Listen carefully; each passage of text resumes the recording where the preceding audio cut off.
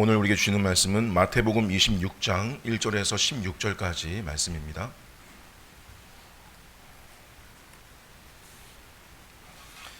마태복음 26장 1절에서 16절까지.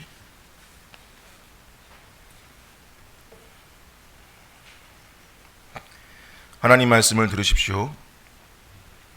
예수께서 이 말씀을 다 마치시고 제자들에게 이르시되 너희가 아는 바와 같이 이틀이 지나면 유월절이라 인자가 십자가에 못 박히기 위하여 팔리리라 하시더라.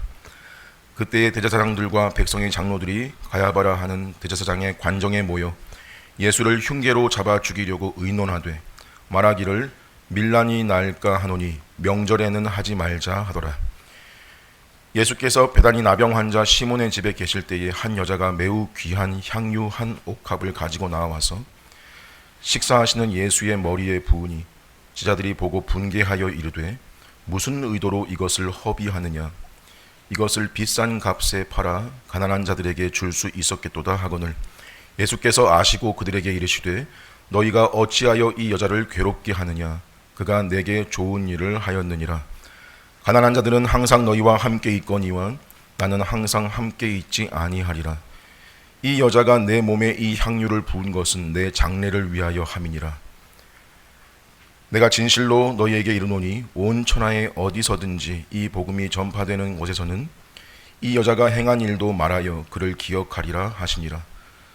그때 12 중에 하나인 가룟 유다라 하는 자가 대제사장들에게 가서 말하되 내가 예수를 너희에게 넘겨주리니 얼마나 주려느냐 하니 그들이 은 30을 달아주거늘 그가 그때로부터 예수를 넘겨줄 기회를 찾더라. 아멘.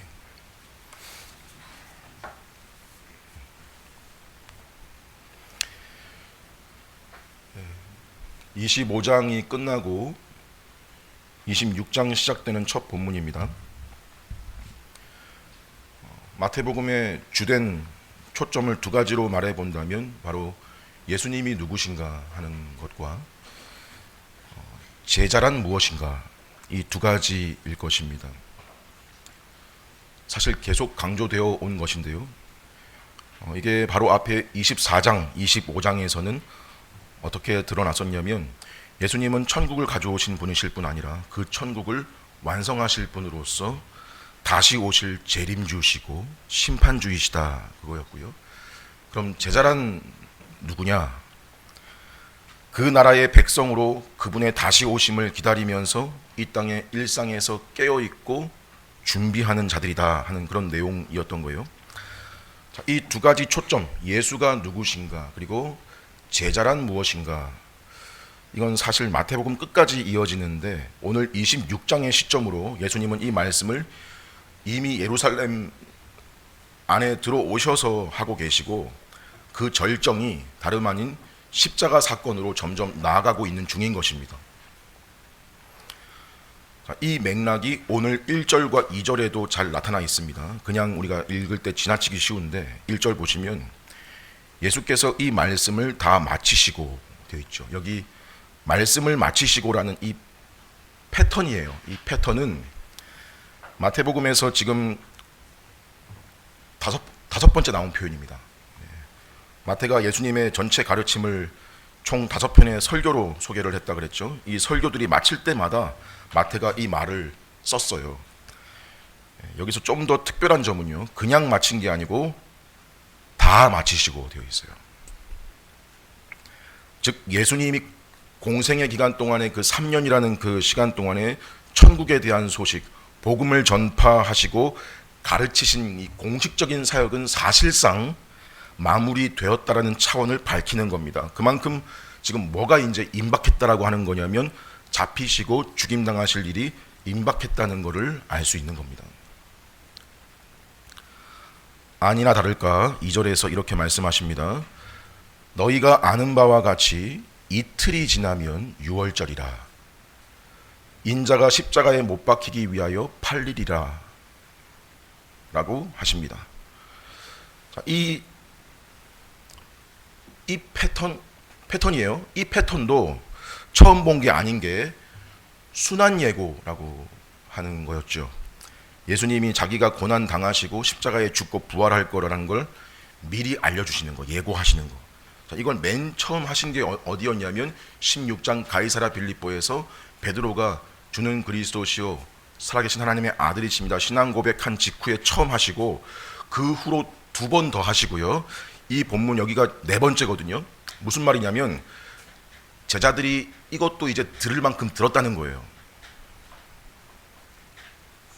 고난, 죽음, 십자가, 부활, 이거 들을 만큼 들었어요.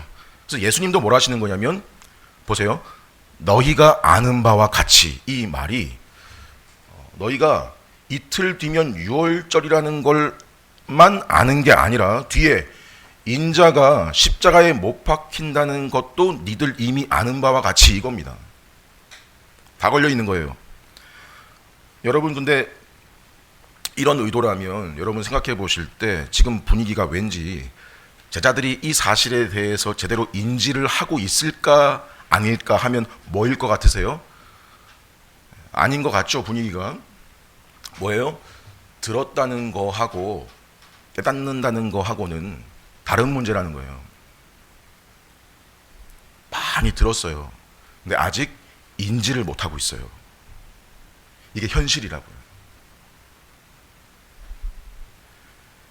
이번 순환 예고는 제자들의 현실 가운데서 이번 순환 예고는 특징이 시기가 아주 명확해요. 이틀 후 유월절이랍니다.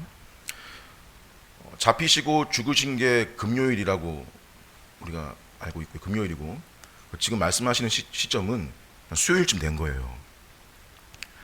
주님이 유월절이라고 특정하신 것은 사실 놀라운 일입니다. 왜냐하면 유월절이란 과거 이스라엘을 애굽에서 건지실 때 집 문설주에 양의 피를 발라서 그 피를 보고 피를 바른 집은 넘어가고 죽음이 넘어가고 죽음을 면케하신 그 일을 기념케 하신 날인데, 그날 잡은 그 어린 양과 그 피를 마치 지금 예수님은 이틀 후 유월절에 자신이 죽는 일을 연관시키시는 겁니다. 그 미리 보여주신 구속의 의미가 자신을 통해서 이제 온전히 성취될 일이라는 거예요. 그리고 또 놀라운 건 여러분,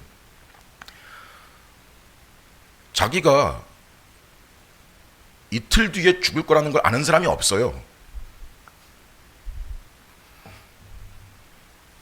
나는 죽을 것이다, 이건 다 말할 수 있어요. 나는 죽을 거야, 언젠가 죽을 거야, 다 말할 수 있는데 이틀 뒤에, 이거는 놀랍거나 좀 이상한 거예요. 여기도 문법적으로 못 박히고 팔리 우고 다 수동태예요. 다 당하는 거죠. 끌려가고 당하는 거예요. 수동적으로. 그렇지만 이 모든 것이 누구의 계획 아래 있냐는 거냐면 하나님의 계획 안에서 진행되는 일이라는 점에서 이분이 아시는 거예요. 그래서 이 문법적 용어를 우리가 신적 수동태라고 그렇게 설명을 드려왔었어요. 그러니까 보기에는 문법적으로는 당하는 거지만 적극적으로는 하나님의 계획을 이분이 아시고 받아들이시고 순종하시는 거예요. 순종하심으로써 이 모든 과정에서 자신이 주도권을 가지고 계시는 차원에서 이분이 아시는 거라는 거예요. 이틀 후에 유월절 때 내가 잡혀서 십자가에 죽는다. 좀 더 디테일이 뭐가 있냐면, 어떻게 잡힌다고 나와 있냐면 팔리우리라, 다른 말로 넘겨진다는 거거든요. 즉 배반을 의미합니다. 자, 이게 누구를 암시하는지 곧 밝혀지죠. 자, 여러분 생각에 직접 이 현장에서 3년 따라다니는 예수님이 이런 말씀 하신다고 치면, 이런 말씀 직접 들었다면 지금 제자들의 반응, 이 반응은 이게 정상일까요? 성경에는요, 이 말씀 하실 때의 그 당시에 제자들의 반응이 소개가 안 돼요. 미심쩍어 했는지, 들어서 한편 걱정은 되지만 애써 외면한 건지, 근데 별 반응이 없다는 건 이 예수님의 죽음이라는 것이 코앞에 와 있는데 설마 그런 일이 일어날까? 또는 죽으시긴 왜 죽는다고 하시나? 왜 또 저 소리를 하시나? 이건 제자들의 고유한 태도였어요. 첫 번째 순환 예고 때 베드로가 결코 그런 일이 주께 일어나서는 안 된다고, 일어나지 않는다고 예수님을 뭐라 했잖아요. 그러니까 이건 이런 상태가 말씀을 들어오면서 좀 힘해졌는지는 몰라도 남아있는 거예요. 아직까지. 이건 그리스도의 죽음의 의미가 뭔지 감지를 못했다는 거고, 주님이 제일 처음 순환 예고 때 강조하신 표현, 내가 고난 당해야만 하고 죽어야만 되고 3일 만에 다시 살아나야만 된다라는 강조가 아직 와닿지 않은 그런 상태인 것이겠죠. 이런 상태가 오늘 우리가 읽은 본문에서도 나타날 것입니다. 자, 이게 지금 본문의 배경인데요. 이런 상황에 또 어떤 부류의 사람들이 등장하고 있냐면 3절 보세요. 그때의 대제사장들과 백성의 장로들이 한 곳에 모였는데, 자, 대제사장 가야바의 관정에, 여기가 관정이라고 하는 이 표현은 대제사장의 사저, 집에 모였다는 거예요. 비밀 회동 같은 거예요. 대제사장들이라는 건 당시 대제사장은 가야바였고요. 그의 전임자가 안나스라는 사람이었는데 가야바의 장인이었어요. 이 두 사람을 지칭하는 말입니다. 대제사장들 하면 로마 당시에는 대제사장을 이스라엘의 대제사장직을 로마가 정부가 임명을 했어요. 거의 반정치인에 가까운 인물들이죠. 아무리 그래도 이 사람들 구약 이스라엘 백성들의 지도자이고, 특히 대제사장이라는 직책은 하나님께 드리는 제사를 감독하고 1년에 한 번 지성소에 들어가가지고 대속죄일에 하나님께 백성의 죄를 사해달라고 기도하는 자들 아닙니까? 근데 얼마나 아이러니인가 하면 보세요. 이들이 지금 하려는 게 뭐냐면 하나님께서 보내신 분을 죽이려고 하는 거예요. 4절에 예수를 흉계로 잡아 죽이려고 의논하려고 모였답니다. 흉계라는 말은요, 음모예요. 음모를 꾸민다라는 말입니다. 즉 예수를 체포하고 죽일 계략을 꾸미려고 죽여버리자 그냥 이러려고. 근데 왜 굳이 이렇게 음모를 꾸며야 되냐? 대중의 눈 때문이에요. 당시 로마 식민 지배가 극에 달한 상황에 혹 정치적, 경제적, 군사적 메시아가 아닐까 하는 그 기대와 희망이 이 예수라는 인물에게 적지 않았거든요. 대중의 인식이.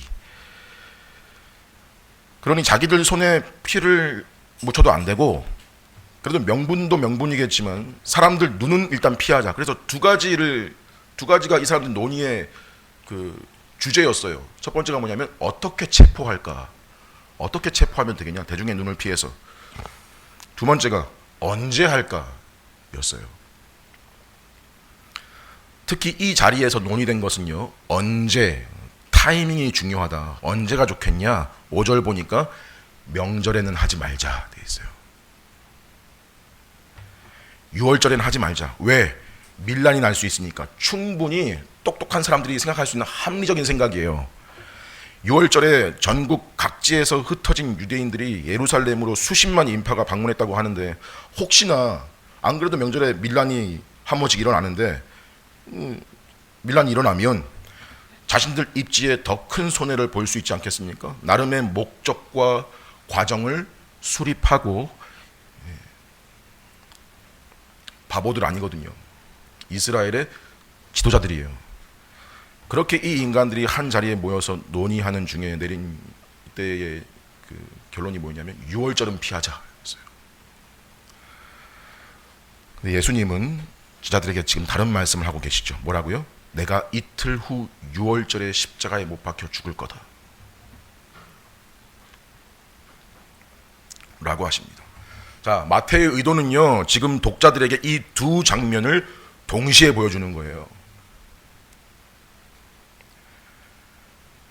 그래서 무슨 말을 하는 거냐면, 그리스도의 십자가 죽음은 사람의 계획에 따른 게 아니라 하나님의 주권과 섭리로 성취된 일이다라고 하는 걸 말해주는 거죠.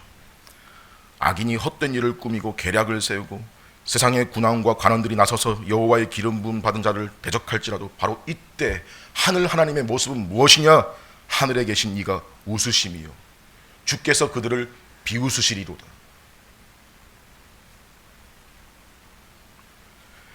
하나님은 오히려 그 악인의 계획과 악행을 사용하셔서 자신의 뜻을 이루시고야 마시는, 어찌됐든 죽였으니까 안식일날 잡혀서 죽었으면 우리 계획대로 된 건 아닌데 어쨌든 죽었으니까 다행이다 기뻐할지 모르나 그 죽으심의 의미와 목적과 결과를 알지 못하는 무지와 어리석음이 그들의 형편인 것을, 이게 사실 2절에 인자가 이틀 후 6월절에 십자가에 못 박히기 위해 팔리리라 하신 말씀에 다 내포된 뜻입니다.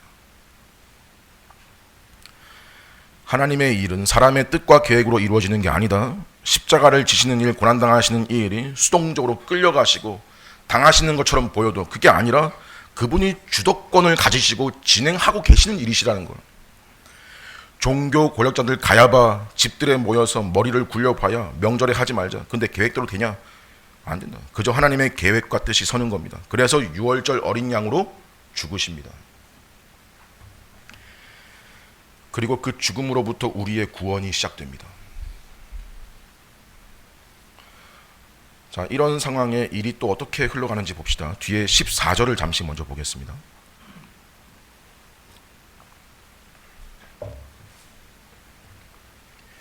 그때 12 중에 하나인 가룟 유다라 하는 자가 대제사장들에게 가서 말하되 내가 예수를 너희에게 넘겨주리니 얼마를 주려느냐.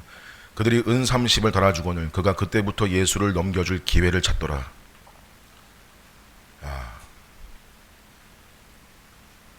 사람은 자기 생각대로 움직이는데 일이 흘러가는 걸 보세요. 자, 여기서 은 30이란 은으로 된 화폐로 당시 세겔을 말하는 거예요. 세겔. 30세겔인 거예요. 데나리온으로는 120데나리온쯤 됩니다. 그러니까 우리 많이 들어봤죠. 1데나리온이 하루 일꾼 품삯이다. 그래서 120일 품삯이에요. 자, 120일이면은 3, 4, 12, 4개월 임금 좀 되고요. 임금 4개월. 이게 예수님 몸값인데 지금 이게 지금 만내 정내 따질 게 아니고요. 출애굽기에 보면 구약 시대의 소가, 가축 소가 어떤 노예 종을 들이받아서 죽게 해버리면 그 소의 주인이 죽은 종의 주인에게 종의 몸값으로 지불되는 금액이 은30이에요. 그러니까 마태는 그 지필의 그 특징 중에 하나가 뭐냐면 계속 모든 거의 많은 일들이 구약의 성취로 끌어오거든요. 종의 몸값. 가룟 유다가 얼마나 돈을 밝혔는가가 뒤에도 설명되겠지만 그렇게 따지면 여러분 예수를 팔아넘긴 이유가 단순히 돈 때문만은 아닌 것 같다는 게 느껴지는 거예요. 더 요구했겠죠. 그럼 또 무슨 이유가 있을까? 여러분, 가룟 유다는 예수에 대해서 일종의 배신감을 느낀 거예요. 뭐에 대해서요? 특별히 예수의 죽음에 대해서요. 유다는 예수를 따라다닌 게 일종의 투자였던 거예요. 이건 당시 고유한 메시아 사상이기도 했습니다. 경제적, 군사적 메시아로서 기대하고 그를 따르면 얻게 될 나중에 지위나 그가 가져다 줄 어떤 보상, 유익 이런 것들을 기대했는데 따라다니면서 듣자 하니까 이 예수가 말하는 자기 나라의 성격이 자기의 기대에 맞지 않고 특히나 계속 죽는다 하는 것에 일종의 배신감을 느낀 겁니다. 차츰 자기가 따라오면서 버린 시간, 따라다녔던 수고 이런 것이 어떻게 느껴졌겠어요? 허비했다, 낭비했다, 손해, 헛수고였다 느껴지지 않았겠습니까? 사실 이런 정서는 가룟 유다뿐 아니라 제자들 전체의 모습이기도 했습니다. 얼마 전까지 예루살렘 들어가면 누가 주님 오른편에 앉을까 다퉜잖아요. 그걸로. 나중에 차츰 믿음의 열매로 변화가 나타나지만은 그런데 가룟 유다만큼은 그게 변하지 않았고 애초에 믿음이 없었던 거죠. 은 30에 예수를 팔므로 그가 거짓 제자요, 이런 열매로 그가 애초에 그런 나쁜 나무였음을 그가 증명한 셈이 되어버린 겁니다.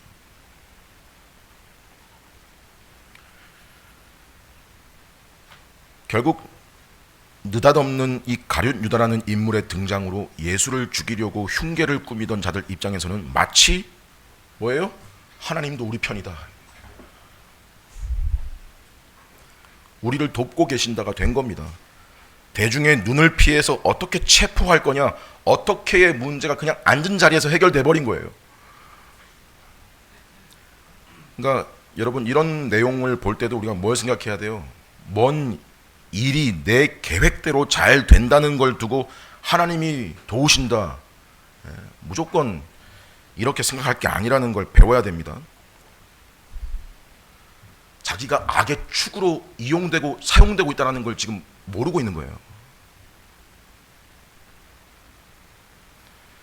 이게 지금 오늘 본문 전체를 감싸고 있는 여러분 분위기입니다. 예수님이 내가 이틀 후 6월절에 죽는다 하는 그 죽음과 관련해서 누구는 죽이려고 하고 있고, 누구는 그 본질을 깨닫지 못하고 있고, 누구는 배신감을 느끼고 있는 거예요. 자, 이런 정황에 마태가 중점적으로 소개하는 장면은 6절입니다. 예수님이 베다니의 나병 환자 시몬이라는 사람 집에 머무실 때 한 여인이 예수님께 향유 옥합 가져와서 예수님 머리에 붓는 내용인데, 베다니라는 지역은 예루살렘 동쪽으로 한 2마일 정도, 3km 좀 안 되는 가까운 지역이에요. 감람산 넘어오시잖아요. 예루살렘 오실 때 감람산 넘어와서 산기슭에 있는 동네예요. 빈민촌이고, 그러니까 예루살렘 오실 때 지나오셨고, 그러니까 예루살렘 입성 후에도 남은 공생의 사역을 성전에서 하시지만 주무실 때는 이 베다니에 와서 숙박을 하세요. 유대인들 관습에 손님이 자기 집에 오면 제일 먼저 하는 일이 발 씻을 물을 주고요. 또 손님 중에도 귀한 분이 오시면 그 머리에 향수 기능을 하는 오일, 향유를 몇 방울 떨어뜨려 주는 예의가 있습니다. 근데 이 여인은 예수님께 향유 옥합 한 병째로 가져와서 예수님께 부은 거예요. 사실 이 장면은 사복음서 전체에 다 나오거든요. 근데 현대 누가복음에 나오는 장면은 확실히 다른 사건으로, 별개의 사건으로 보는 것이 시점도 훨씬 이전이고, 지역도 여기 베다니가 예루살렘 베다니가 아니라 갈릴리 가버나움 지역의 사건이었어요. 거기에 나오는 여인은 또 뭐라고 표현되어 있냐면 죄 많은 여인이라고 나옵니다. 그 여인이 예수님이 시몬이라는 동명이인인데, 시몬이라는 바리새인 집에 초청돼서 식사하실 때 거기 그 자리에 와서 눈물로 주님 발을 적시고 자기 머리털로 그걸 닦으며 그 발에 입을 맞추고 발에 향유를 붓습니다. 초청한 그 바리새인 시몬이라는 사람이 속으로 생각하기를, 이자가 만일 진정 메시아라면 지금 이 여인이 어떤 여인이고 어떤 죄인인 줄 알지 않겠나라는 생각을 했는데, 예수님이 시몬아, 빚진 자가 둘이 있다. 하나가 5천만 원 빚졌다. 하나가 500만 원 빚졌다. 근데 갚을 길이 없어가지고 다 탕감해 줬다. 그럼 둘 중에 누가 그를 더 사랑하겠냐? 많이 탕감받은 자입니다. 그래, 맞다. 너는 내게 발 씻을 물도 주지 않았는데 이 여자는 눈물로 내 발을 씻기고 머리털로 닦았고, 너는 내게 입맛 주지 않았는데 이는 내 발에 입맛 주기를 그치지 않고, 너는 내 머리에 향유를 붓지 않았는데 그는 향유를 내 발에 부었다. 이는 이 여인이 많은 죄를 탕감받은 거고 그만큼 나를 향한 사랑이 많기 때문이다. 그 여인의 행위를 자기를 향한 사랑으로 정의하시면서, 그리고 그 여인에게 하신 말씀이 내 죄 사함을 받았다.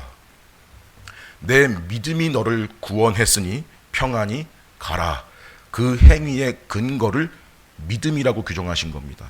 다른 내용이 오늘 본문이랑 뭘 알 수 있냐면, 성경 사복음서에 주님께 옥합을 깨뜨린 여인이 하나가 아니라는 거예요. 최소 둘 이상입니다. 나머지 마태, 마가, 요한복음을 두고서는 이제 이건 한 사건이다, 아니다, 다른 사건이다, 의견 차이가 있는데,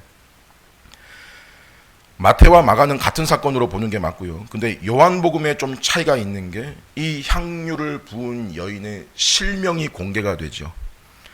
요한복음 11장에 죽은 나사로를 살리시는 내용이 나오고, 12장에서 그 나사로의 누이 마르다와 마리아 중에 마리아가 비싼 향유 곧 순전한 나드 한 근을 예수의 발에 붓고 자기 머리털로 그 발을 닦았다라고 나옵니다.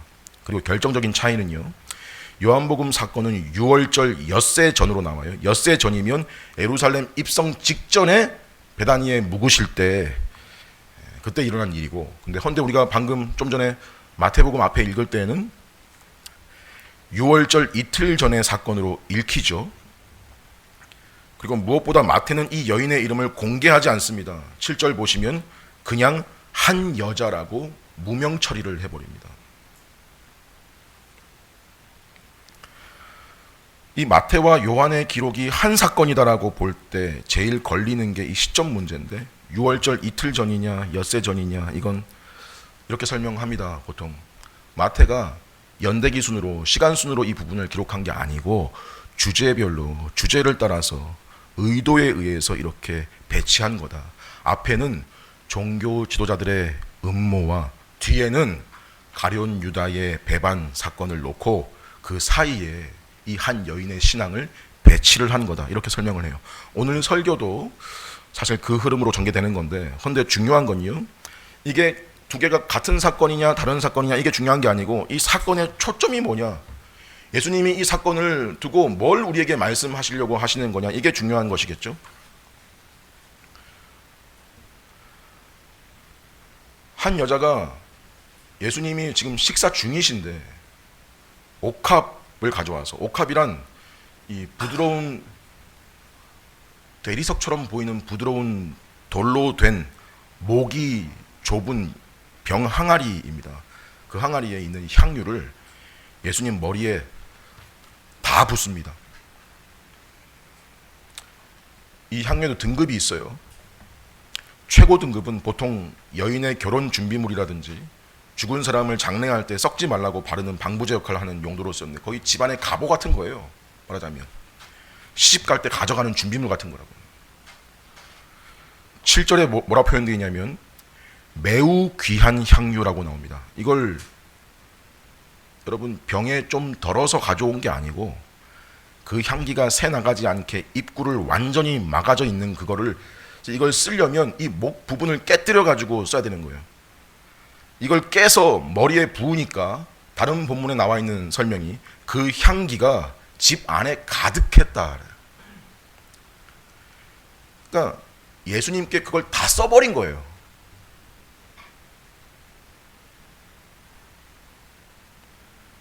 마태복음엔 가격이 안 나오지만 요한복음에 보니까 가룟 유다가 이 행동에 책망하는 말이, 이거 팔면 300데나리온은 좋게 될 텐데 그걸로 가난한 사람들이나 돕지 그랬냐 그러거든요. 300데나리온. 아까 가룟 유다가 예수님 팔 때 받은 돈이 120이라 그랬어요. 300데나리온.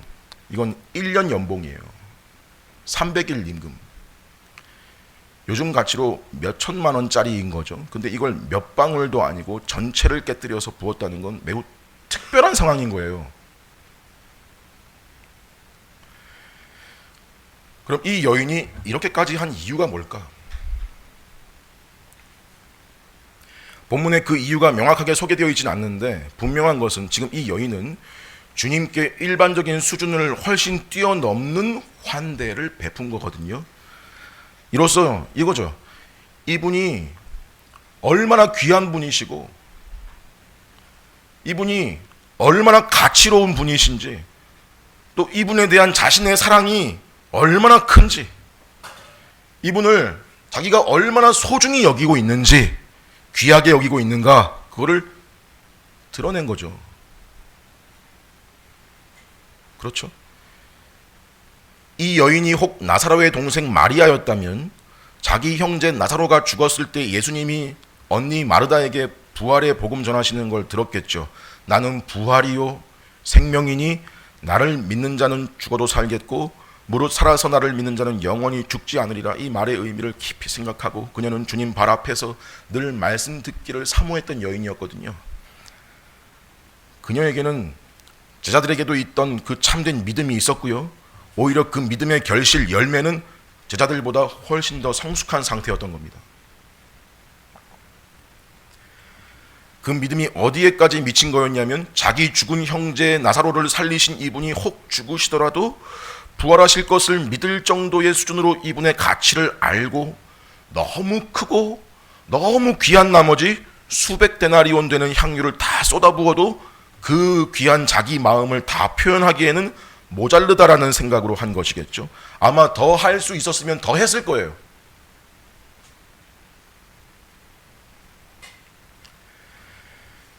근데 여러분, 이 광경을 보고 제자들이 어떻게 했다고 나오냐면 8절에 분개했다고 나옵니다.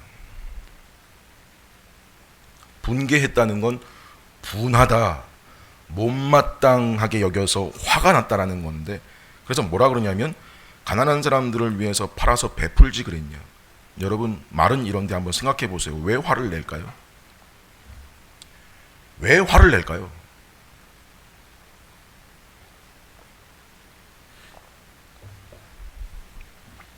요한복음에는 가룟 유다가 그렇게 했다고 나오는데, 요한은 첨언하기를 이렇게 말하면 가난한 자들을 생각함이 아니요 그는 도둑이라 돈꾀를 맞고 거기 넣는 것을 훔쳐가미로라. 요한이 지금 무슨 말 한 거냐면요, 자기가 예수님 그 제자들 무려 돈을 관리하거든요. 돈을 관리하니까 그걸 구실을 만들어서 일정 부분 챙길 수도 있었는데, 야 300명 품삯이면 꽤 쏠쏠한데 그걸 놓쳤다는 거예요. 이 요한의 평가예요. 근데 마태는요, 가룟 유다만이 아니라 제자들이 다 같이 분개해서 그 말로 여인에게 핀잔을 줬다는 거거든요. 제자들이 그럴 이유가 있나? 자기들 거 깨뜨린 것도 아니고 다른 사람이 자기 거 깨뜨려서 드린 건데 여기에 이 분개가 웬 말일까? 이게 보통 여러분 사람의 심정이고 사람의 모습이에요. 일반 사람의 심정이에요. 성정. 그래서 뭐가 여러분 속에 혹시 남이 하는 걸 보고 곱게 보이고 화가 나고 그러면 그게 왜 내 속에 그런 화가 나는지 뒤틀렸는지 한번 확인해 봐야 돼요. 왜 그래요? 나는 그렇게 못하니까. 생각도 못했던 일을 누가 하고 있으니까. 나는 그렇게 못해서 안 하는 걸 다른 사람이 하니까 속이 꼬이죠. 말은 발라요. 뭐라 그래요? 그거 팔아서 가난한 사람한테 나누면 훨씬 더 나을 거 아니냐. 그리고 그 행동을 한마디로 뭐라고 정의 내려버리냐면 허비라고, 낭비라고 한 거예요. 진짜로. 제자들 입에서 그 예수님께 그 한 행위를 보고 허비라고 한 거라니까요. 한마디로 뭐예요? 뭐 이런 쓸데없는 짓을 하냐. 주님 들으시면 서운하겠네라는 생각으로 한 게 아니고요, 자기들 딴에는 옳은 소리라고 한 거예요. 예수님께도 배운 게, 한 부자 청년이 찾아왔을 때 예수님이 그에게 한 말이 네 소유를 다 팔아 가난한 자들에게 나눠줘라 하신 적이 있죠. 그리고 이스라엘 전통에 이런 6월절 명절이면 가난한 자들을 돕는 행사들이 있었거든요. 그래서 무조건 이 제자들의 평가가 일반적으로 볼 때 틀렸다라기보다는 자기들 딴에는 뭐예요? 합리적이고 할 수 있는 얘기를 한 거고, 무엇보다 주님 가르침에도 더 맞다고 생각하고 한 말인 거예요. 그런데 문제는 허비라는 말을 했다는 거에서 지금 이 사람들이 어떤 상태인 걸 반증하는 거냐면, 여러분 생각해 보세요. 이 제자들이 주님이 좀 전에 하신 말씀, 이제 이틀 후 6월절이면 인자가 십자가에 못 박히기 위해 팔리리라. 이틀 후면, 자, 이 일의 본의를 알았다면, 마음 가운데 좀 여기고 있는 게 있었더라면, 그들 속에 아니 도대체 주님이 죽긴 왜 죽으십니까? 이 생각이 아니고 주님이 죽으셔야 된다는 그 의미와 그 죽음이 정말 임박했음을 실제로 인지하고 있는 중이라면, 그렇죠, 이 시점에 내일 모레 죽을 사람한테 이 여인이 이런 행동한 거 인간적으로라도 이해되지 않았겠어요? 얼마나 귀한 일을 앞두고 계신 분이시냐. 네? 얼마나 지금 큰 일이 이분 앞에 있냐. 그런 분께 이런 행동을 하는 거에서 인간적으로라도 공감이 가고, 그래 공감이 간다, 그 마음 이해가 간다. 이럴만 하다 하지 않았겠어요? 근데 걷다 대고 가난한 자들에게나 주지 이렇게 허비하냐, 이 말이 나왔다는 건 십자가니 고난이니 죽음이니 이게 인식이 없다는 거예요. 속에 영적으로 눈이 떠지지 않았다는 거죠.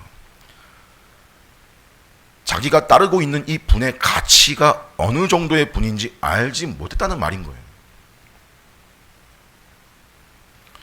이 말은 달리 말하면 사실 그리스도께 대한 진정한 사랑이 없거나 아예 사랑이 있어도 미숙한, 여물지 않은 상태인 거죠. 여러분, 사랑이 없으면요, 사람 속에 사랑이라는 진심이 없으면 사람은 다 돈으로 환산하게 되어 있는 존재입니다. 돈으로 환산시켜요. 돈으로 가치를 매겨요. 이게 팔면 몇 천만 원, 이거 팔면 몇 백만 원, 몇십만 원. 근데 사랑하면요, 그런 계산이 없어요. 어떻게 해요? 그냥 퍼줘요. 자식 사랑하는데 부모가 자녀를 위해서 너 몇 살 때 내가 식비 얼마 대줬고, 언제 내가 옷 사 입혔고, 몇 년도에 내가 그렇게 했고, 그런 거 일일이 다 기억하고 따지는 부모가 어디 있어요? 주고 또 주고 또 주고 다 줘도 다 퍼주고, 그냥 있으면 주고 더 주려는 게 부모의 사랑 아닙니까? 더 못 주는 게 미안하잖아요.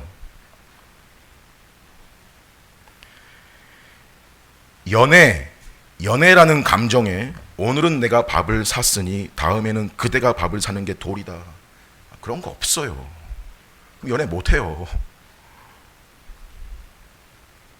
그런 생각이 없어요. 연애하면 그 감정 속에는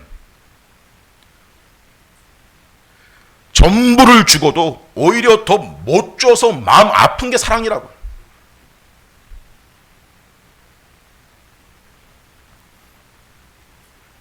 거기에는 내 걸 희생하는 거, 포기하는 거, 그게 중요하지가 않아요. 기꺼이 감내하는 거예요. 계산하지 않는다고요. 내가 그렇게 했다고 자랑할 것도 아니에요. 당연한 거니까요. 내가 좋아서, 내가 사랑해서 한 거니까요. 뭔 자랑이 필요해요? 그냥 한 거라고요. 그냥 누가 뭐라 해도 묵묵히 하는 거라고요. 자, 이런 심정이 여러분 누구한테 있었다고요? 3년을 따라댕긴 제자들 속에는 희미하거나 없었다고. 한 사람한테 아예 없었어요, 그런 게. 오히려 먼 발치에서 주님 바라보던 한 여인에게서 이게 발견됐다는 거죠, 오늘 본문이. 그러니 무슨 말이 나와요? 옥합 가격만 머릿속에 있는 거예요. 저거 300데나리온짜리다. 왜 저렇게 비싼 걸 허비하냐? 왜 그런 생각이 머릿속에 있고 입으로 튀어나오냐? 그분께 대한 사랑이라는 게 없는 거죠. 합리적인 것만 있어요. 합리적인 것만.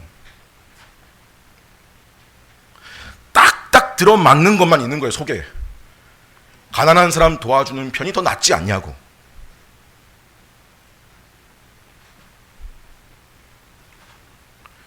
주님의 평가를 봅시다. 10절에 예수께서 아시고 그들에게 이르시되 너희가 어찌하여 이 여자를 괴롭게 하느냐? 왜 괴로워요? 정말 자기 마음 중심에 있는 이유와 생각을 알만한 사람들이 오해하니까.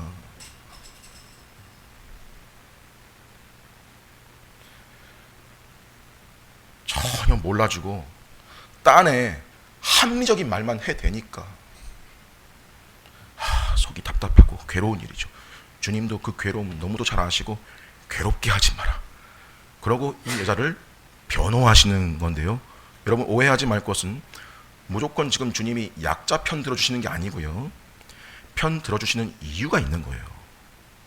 그 10절 뒷부분에 보세요. 그가 내게 좋은 일을 하였느니라.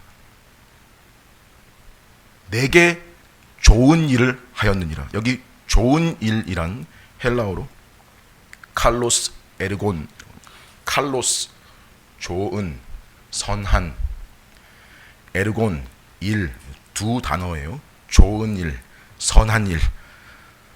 자, 이 말을 액면상 들은 제자들은 마음이 혼란스러울 수 있겠죠. 그럼 우리가 가난한 자들을 위해 쓰지 않고 허비했다고 한 말은 틀린 거야? 네? 틀린 거야? 가난한 자들을 위해서 팔아서 나눠주는 건 그럼 좋은 일이 아니라는 거야? 나오죠, 당연히. 논리적으로. 합리적인 거 좋아하니까. 여기서 우리가 짚어야 될 것은 주님이 말씀하신 내게 좋은 일이라는 게 뭐냐 이거죠. 지금 주님은 가난한 사람들 돕는 일을 반대하시는 차원이 아니고요. 11절에 가난한 자들은 항상 너희와 함께 있지 않냐. 즉 가난한 사람들 돕는 건 너희들의 진정 마음이 있다면, 진정한 그럴 마음이 있다면 언제든 기회가 있는 거 아니냐. 헌데 나는 항상 함께 있지 아니하리라. 무슨 말일까요? 앞에서 하신 말씀이죠. 이틀 후 6월절에 내가 십자가에 못 박혀 죽는다고. 나는 곧 십자가에 죽고 부활하여 너희를 떠난다라고. 고로 나를 향한 사랑을 보여줄 기회는 많지 않다. 이 여인이 한 것은 그런 내게 그 사랑을 표현한 것이고, 나의 임박한 죽음을 생각하면 그녀의 행위는 결국 무슨 의미가 된 셈이다? 12절에 보니까 내 장례를 위하여 함이니라. 쉽게 내 장례식을 위하여 함이다.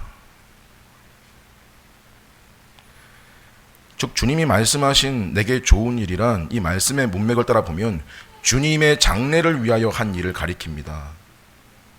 좋은 일이란 주님의 장례를 위해서 한 일이다.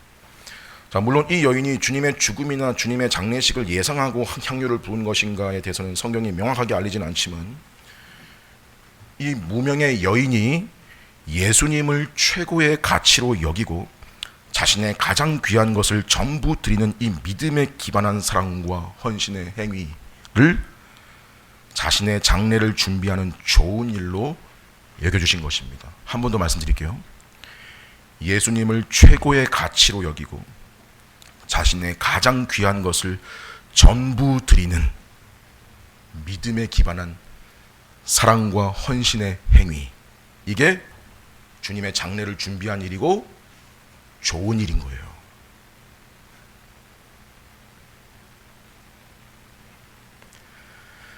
그러고 뭐라고 하시냐면 13절에 온 천하에 어디서든지 복음이 전파되는 곳이라면 이 여자가 행한 일도 말하여 그녀를 기억하게 될 거다라고 하십니다. 여러분 생각해 보세요. 사실 지금 복음이 전파되면 주님 말씀대로 이 여인에 대해서 소개가 돼요? 자, 여러분이 처음 복음 접하고 처음 복음을 받아들이셨을 때 이 여인에 대한 소개도 함께 덩달아 받으셨나요? 아니죠. 저는 들어본 적이 없어요. 이 여인에 대해서. 그 이후에 들었지. 그러니까 이건 무슨 말이냐. 여기 마태가 여인의 이름을 무명 처리한 것도 이거 관련이 있는 거예요. 전파되는 것은 그 여인의 이름이 아니고, 그럼 뭐가 전파된다는 거냐. 주님 말씀 다시 자세히 보면 이 복음이 전파될 때 이 여자가 행한 일이, 근데 이 여자가 행한 일이 결국 뭐였다고 주님 평가하셨냐면 좋은 일, 즉 내 장례를 기념하는 일이었다. 내 죽음을 준비하는 일이었다. 뒤에 히터 좀 꺼주시면 감사하겠습니다. 잠시 꺼주셨으면 좋겠습니다.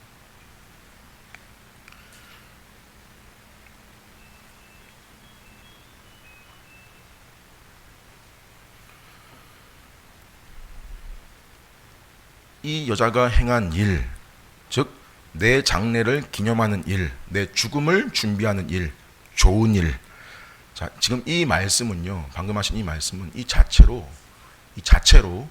복음과도 깊은 연관이 있습니다. 주님이 온 천하 어디서든지 복음이 전파되는 곳이라면 그러셨죠. 여기 복음, 기쁜 소식, 복음, 이거 뭐냐면 일단 천국 복음이죠. 천국 복음. 하나님 나라가 도래했다.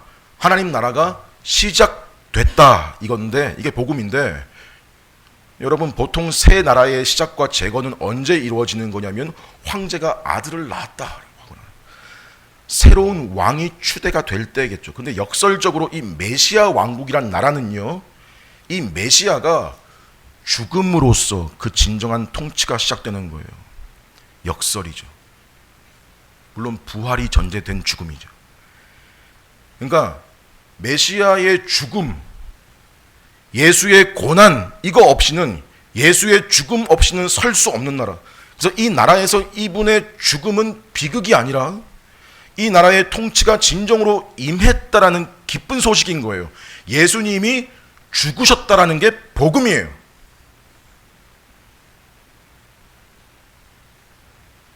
이에 여인이 메시아이신 예수께 죽으시기 이틀 전에 기름 붓는 이 행위를 그 죽으심을 준비하는 일이었다라고 평가하신 것과, 또 복음이 전파되는 곳에는 그 행위가 기억될 거라는 말은 어떤 일단 주된 의도가 있으신 거냐면, 이 자리에서 일단 제자들의 모습과 처지를 간접적으로 보게 하려는 일종의 지적이에요. 교육이죠. 제자들에게 예수님의 가치는 여러분 여전히 어떤 점에서 어떤 목표를 위한 수단이었어요. 예수님이 수단이에요. 자기한테 어떤 목적이 있고 그 목적에 도달하기 위한 수단이라고요. 누가? 예수님이. 예수님을 통해서 얻을 자리 생각, 특볼 생각, 의식주의 해결, 걱정 안 할 이런 수준이었다고요. 그런데 이 여인에게 예수님의 가치는요, 수단이 아니고 그냥 목적 그 자체였던 거예요. 예수님이 목적이었어요. 그분 자체로 가장 가치 있고, 그래서 그분께 자신의 가장 귀한 것을 전부 드렸습니다. 전부 드렸어요. 레위기의 번제의 의미처럼 전부 드렸어요.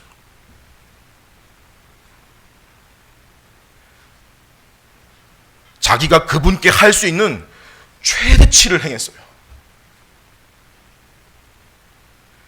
더 할 수 있었으면 더 할 수 있는데 그녀가 가진 최대 형편이 거기까지여서 그 최대치를 그분께 했습니다.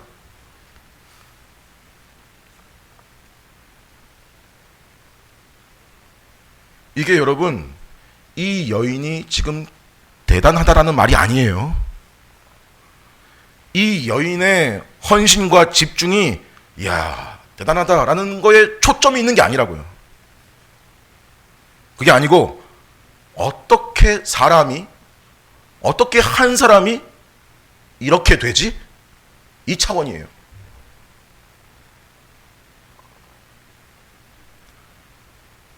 어떻게 탐욕적인 계산적일 수밖에 없는 인간 존재가 이렇게 바뀔 수 있지? 이 문제라고요. 그것도 어떻게 이름도 없는 한 여자가 이렇게 하지? 여러분, 어떻게 해요? 사람을 이렇게 변화시키는 그 근본적인 동기와 이유도 오직 예수의 죽음 때문이라고요.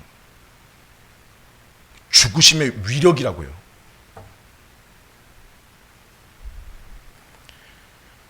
여러분과 제가 오늘 이 말씀 앞에 있는 우리 또한 그런 사람이라면, 바뀐 사람이라면 그분의 십자가 죽으심이 우리로 하여금 이러한 헌신을 일으키는 당연한 원인이 아니겠습니까? 당연한 거예요. 예수님의 죽으심은 그런 능력이 있는 거예요. 당연한 유일한 원인입니다. 그 죽으심의 효과가 미천한 이름 없는 여인과도 같은 나한테도 미쳐서 지금 내가 내 가진 것으로 그분께 헌신한다는 거라고요.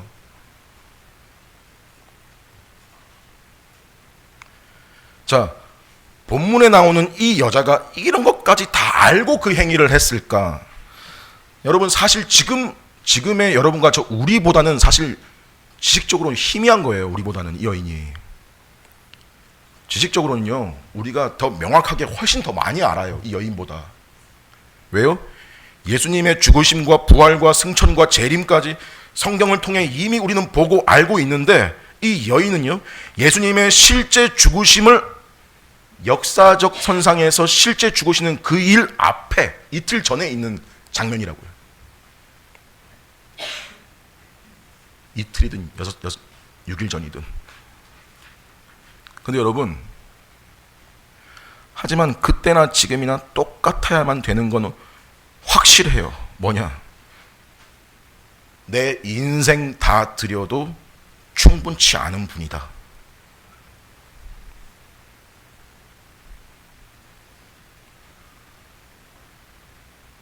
내 인생 다 바쳐도 충분치 않은 사람이다. 예수님 이분이 내 인생의 최고의 가치이시다. 가장 귀한 분이시고 내 삶의 목적이시다.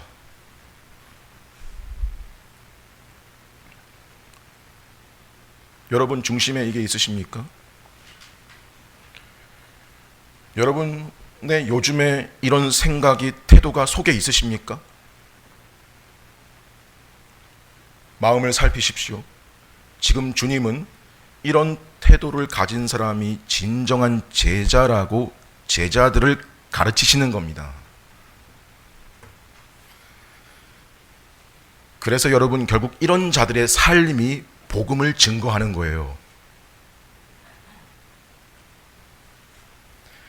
가진 것이 많든 적든, 내 상황이 어떻든 저떻든, 예수님이 자기의 전부요, 자기 삶의 최대 가치라고 여기고 살아가는 무명의 사람들, 하나님 나라의 바울, 베드로, 칼빈, 루터, 스펄전, 이런 사람들만 있는 게 아니라고요. 그들의 이름이 칭송받는 것도 하나님의 뜻이 아닙니다. 그들을 포함한 수많은 무명의 이름 없는 사람들, 그들의 삶을 통해서 복음이 확장되었고 확장되고 있고 복음이 또 전파되는 겁니다. 이런 사람의 삶과 행실이 복음과 뗄래야 뗄 수가 없어서 복음이 전파되면 이런 사람들의 삶이 함께 증거로 드러나는 거예요. 그런 의미에서 복음이 전파되는 곳마다 이 여자가 행한 일이 증거될 거라는 말이 이런 의미인 거예요.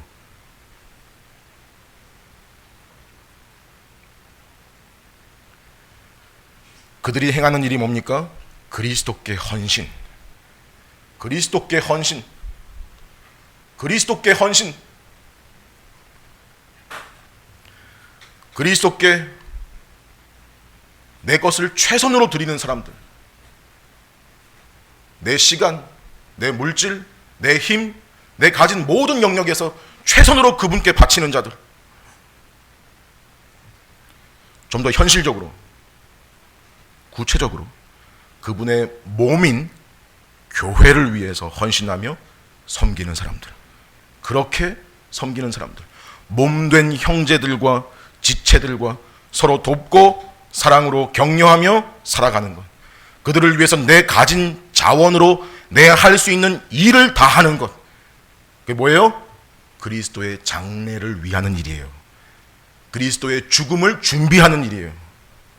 지금 우리의 현실에서요. 그 죽음의 효력이 미친 일이고, 주님을 사랑하는 일이고, 예수가 자기 인생에서 최고 가치인 사람들의 행위입니다. 세상은 그것을 두고 낭비라고 합니다.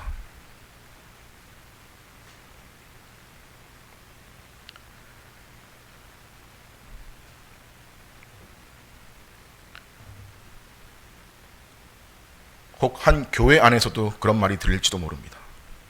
주님께 대한 헌신과 사랑을 두고 낭비라고, 허비라고 할지도 모릅니다. 하지만 제자는 그것을 허비라고 하지 않습니다. 그렇게 생각하지 않습니다. 그리고 그런 소리가 들려도 묵묵히 그 일을 계속합니다. 자랑할 것도 아닙니다. 그냥 당연해서 하는 겁니다.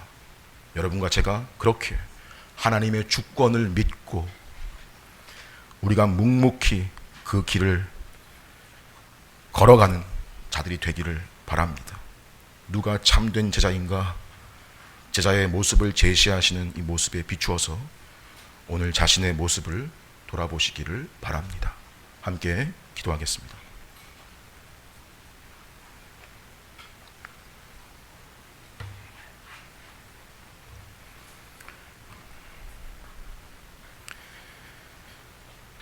하나님 아버지, 예수님의 죽음 앞에서 누구는 배신감을 느끼고 누구는 깨닫지 못하며 누구는 자기의 가장 귀한 것으로 헌신하는 것을 보았습니다. 우리가 이 중에 어떤 위치에 있는가를 살피게 하시고 말씀이 제시하고 가리키는 바를 겉으로 귀로만 듣지 않고 마음으로 들어서 사람이 마땅히 소원해야 되고 가져야 될 방향과 목표를 가지게 하옵소서. 혹 내 안에 주님을 향한 사랑과 헌신이 없거나 너무 인색한 것은 아닌가 돌아보며 그리스도를 위해, 그리스도의 몸인 교회를 위해, 지체들을 위해 권하고 돌보고 섬기며 헌신하는 일에 최고의 것으로 최선을 다하기를 바랍니다. 이로써 우리의 삶이 참으로 주님의 죽으심을 기리는 삶이 되고 복음을 전파하는 복된 삶이 되게 하여 주옵소서. 예수님의 이름으로 기도합니다. 아멘.